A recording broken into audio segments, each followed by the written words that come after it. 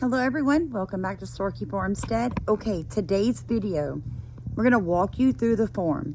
We're going to show you how we have cared for each and every one of our small livestock. We're going to show you the care we provided for the baby goat, for the red wigglers, for the quails, for the chickens, and for the rabbits. Now you can apply most of what we're going to show you to any livestock, but we really hope this video helps. We're going to show you what we've been doing all day and how we're preparing them for another night of 18 degrees, feels like 10 here in Louisiana. And these are just some simple, inexpensive ways that you can care and steward your animals through this Arctic freeze. We hope you stay warm and dry and that you don't lose your power. So enjoy the video. Please make sure to like, comment, and subscribe. Share this video. Let's get word out that you can care for your animals with whatever you have in your hands. It doesn't take a lot of money. You don't have to have heat lamps. Watch the video. We're going to show you how to winterize your animals. Welcome back to Storekeeper Farmstead. This is Steven. I am right now, all this line here on my other rabbitry here froze. So I got to put out emergency water bottles. That way they have some kind of water. Yeah, because you can dehydrate faster in the winter without water than you can in the summer, correct? Yes. So we always keep a few water bottles from the old days when we first started raising rabbits, and we use it for things like this when the water system goes down or we're in a hard freeze. Now we could have left them out overnight, but tell them what happens with these little water bottles when you leave them out and it's below freezing. These little tips here, it's made out of metal, so they freeze, and when they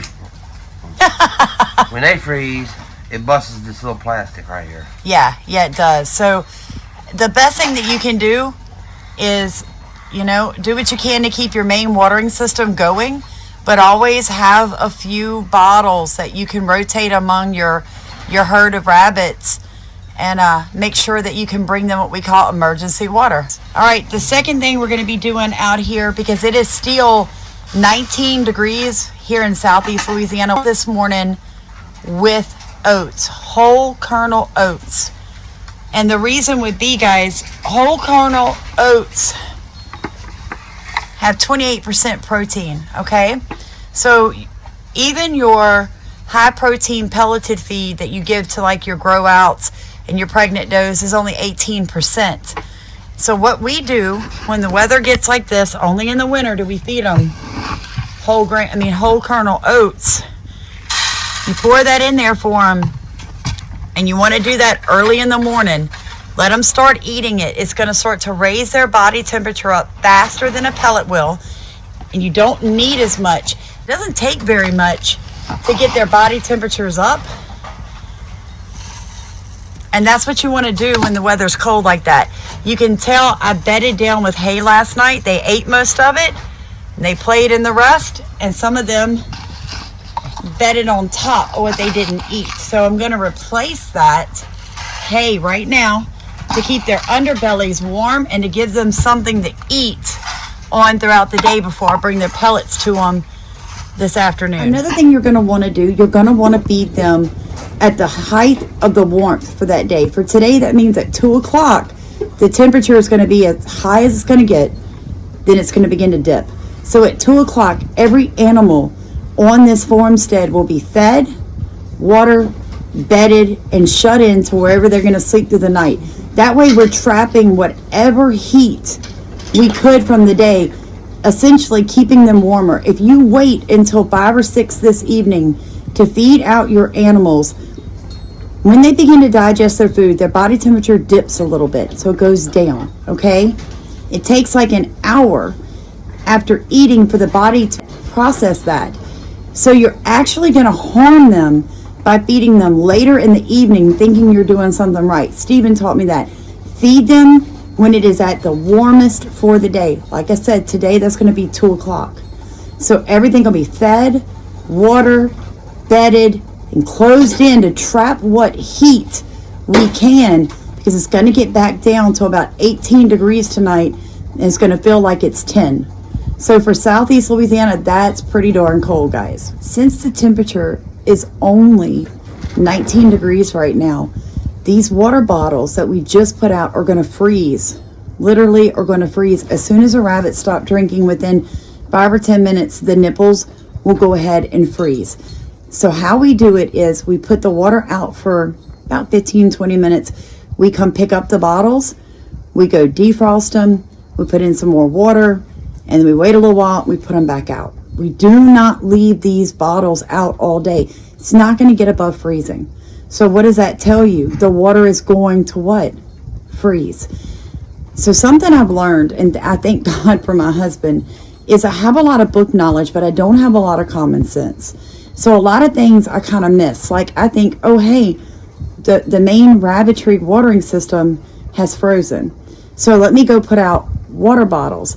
And I never think through the process that those water bottles are also going to freeze. So you put them out, you take them back in. Guys, they'll be okay. As long as you're offering water every couple of hours throughout the day where they can hydrate, because rabbits aren't big drinkers to begin with. So most of them are going to immediately drink as soon as you offer that water. Okay? So don't worry about it. It doesn't matter what type of dish or anything else you put inside their cages with them. Chances are it's going to begin to freeze pretty quickly, and they're not going to want anything to do with it anyway. Once that happens, it just gets too cold. So make sure that you go ahead, you feed your animals out early this morning with something like black oil sunflower seeds, pumpkin seeds, hay, greens, chopped up fruits or vegetables, oats. Get that into their system now. Something that is fresh and is not necessarily a pelleted feed. Then come back out this afternoon by 2 o'clock and get your animals fed out. Give them time to eat and allow their bodies to process that food. Okay, so that will raise their core body temperature. And that's what you're looking for. You don't want to feed them in the coldest of the night. You don't want to close up their kennels or bring out the hay when it's already 10 degrees. You want to get it out there in time for them to be able to kind of nest in it. Because here is the thing. Yes, rabbits can live in below freezing weather. Okay, they actually enjoy the cold more than they do the heat. Especially here in Louisiana, mine are very active today. And that's a good sign. But if you have caged, kenneled, or fenced in your animals, any type of livestock, it is your responsibility to provide them everything that they naturally would have in the wild to survive. So I hear this argument a lot. Well, animals know how to keep themselves warm. Well, yeah, if they're free to go anywhere they need to go, which means that these rabbits, if I put them on the ground, they would immediately go find somewhere to burrow or build a nest with things they found on the ground. But they are in metal cages, which means I need wind blocks, I need a roof, I need hay on the bottom of that metal, I need to make sure that they have fresh water and adequate food that's going to keep their body temperatures up. Like if they were in the wild right now, they would be eating right now because they understand that. They would be preparing themselves for the cold because animals' instincts tell them it's fixing to get very cold. The same things with the chickens. Ours are free ranging the entire yard. I let them out very early this morning. I did not use a heat lamp. There's no heat lamps in here. Guys, heat lamps only stop your animals from being able to adjust their own body temperature. And if the power goes out, what are you going to do if that's the only thing you're depending on to keep your animals safe as a heat lamp?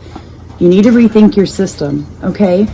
Our forefathers did not have heat lamps. They understood feed them early, feed them high protein, make sure that they have water and something to bed in and that the wind doesn't hit them directly. It's okay that they're cold, but you have to keep them from freezing. So what you see us doing right here, we are defrosting the emergency water for the quail. Now we do have an automated watering system on the quail, but we went ahead and Stephen made the decision, that's hot, back up, made the decision to take that all apart yesterday because we knew how bad this freeze was going to get. So what we have are just your regular chicken waters. really wash that out a little bit because I don't want them to get messed up on coffee. Okay. Because I want some coffee grounds in that. I'll be defrosting these waters at least twice more for the day's over with. And through the night, it's just going to freeze again. So you need to have ways to get hot water. Even if your electricity's off, you can use a camp stove with the little metal aluminum coffee pots. Heat your water up, and then you're able to get that hot water on top of these waters and go ahead and get it to release. You do not want to force the bottom off of this, okay? Because you'll strip it and this is going to leak. So you want to release it. You want to unfreeze it before you attempt to pull that plastic apart. And that's what you saw us do just now. So now the quail have fresh water. They have hay. They have feed. They have windbreaks on each side of their cage. And what I'm going to do now is close them up, and I'm going to shut the north-facing windbreak. What we did do with the quail, we went ahead and we just took it apart. You can see it down here. We just went ahead and detached it because that just is basically a gravity-fed watering system with the plunger in it, like a toilet bowl plunger. So the water fills up in the tank to a certain area, the plunger kicks in, stops the water from flowing, and they have to tap something in here to make the water come out in these little red cups. All of that is totally frozen. There'd have been no way to keep that going. So we just went ahead and put the little poultry waterers in there. I've had to defrost them once. I'll probably have to do it again because it's below freezing, which means that water's going to sit there and it's going to begin to freeze. But you can see the south side of this cage is open and they're all bunched up enjoying the sunlight, but the north wind cannot hit them. They're blocked on the sides. They're bedded down on hay. And even though they're a small poultry bird, they stayed out here last night, and it feels like 10 degrees is what it said when we woke up this morning. Feels like 10 degrees. And they did amazing. We didn't lose any animals last night. We have this on top to stop rodents from getting to the food or injuring the chicks. Underneath this towel is a 6 mil plastic bag that I sell worm castings in. But hey, you got to use what you can. So that and the towel traps the heat because we all know heat rises. We have 10 5-day-old baby chicks. They must have a heat lamp. If the power goes out, they will be moved into the house and I will hook them into the generator with their heat lamp. But if you've raised chicks without a broody hen, you understand they have to have a heat lamp. So they are the only thing on this entire farm that actually has a heat lamp. Okay, so everybody knows we adopted an orphan baby goat. She's right at 8 weeks old, but she cannot tolerate below freezing temperatures. She just can't do it. So what we're doing with her right now is she stays in the shop bathroom where it's insulated. Stephen just explained that, in hay. But when we're in here together, we put out feed and water for her, and I'll bring her bottle in here, but she's not going outside. I tried that once and she was so cold. So you guys, when you're dealing with babies of this age, hold on one second. Dealing with babies of this age, you have to be really careful because she cannot regulate her body temperature. She doesn't have a herd to cuddle with. She doesn't have a mom. But she likes to get into everything. So we have to be out here with her to let her into the shop because we're in the middle of renovating. And obviously every time we clean up an area, we move more animals in for one reason or another. Now, if you guys didn't see our video on how to keep your composting worms warm during a freeze, I hope you go back and watch that. It's a really good video. But here are my composting worms. I have bed 1, bed 2. No way I'm rolling this big sucker into my house. So what we did was, yesterday was the last day that we pulled any of these tarps off of this bed. We won't touch this bed until the winter storm has moved out and temperatures are back above freezing, when I can raise my roll-up door and warm up the inside of this shop. This is an uninsulated shop. It is 19 degrees outside. I would venture to say it is probably 19 degrees in here, but there's no wind. And there's the difference. There's no wind hitting these worms. They're covered with cardboard. I did lots of cool things to increase microbial activity inside the bed, which would generate pockets of heat. And then I layered everything in multiple steps to trap the heat that's coming out of the vermicompost. So I hope you catch that video. It's really good. Gives you some great ideas on how to layer things and to understand heat and heat transference better. So this is what homesteading and farmsteading looks like, guys. We've been up since 7 o'clock, watering, feeding, defrosting watering systems, bringing in hay. We sat down, we ate a breakfast, we drank a cup of coffee, and we've been outside all day. It is now like 10 o'clock in the morning. So even though it's only 19 degrees outside, we've not had the ability to sit inside. We just haven't. Our animals needed care. They needed to be checked. They're not used to the cold any more than we are here in Southeast Louisiana. But if you're going to choose this lifestyle, that no matter what, you need to steward your animals to the best of your ability. So get outside this morning, get your animals fed, watered, and bedded down, and prepare for what's coming tonight. So we hope this helps you guys get through the next couple of days of Arctic freeze winds coming into Southeast Louisiana and other parts of the United States. Just remember, you don't have to have heat lamps unless you're dealing with biddies without a broody hen. Okay? Everything else, as long as you prepare your animals, you think outside the box, and you give them what nature would give them, they'll be okay. So we hope and pray that you guys have a great Christmas, that you're safe, that if you're traveling, that you make whatever preparations that you need to be safe on the streets or however you're doing it.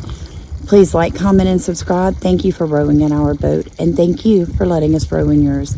Merry Christmas, guys. Coming to you from Starkey Farmstead.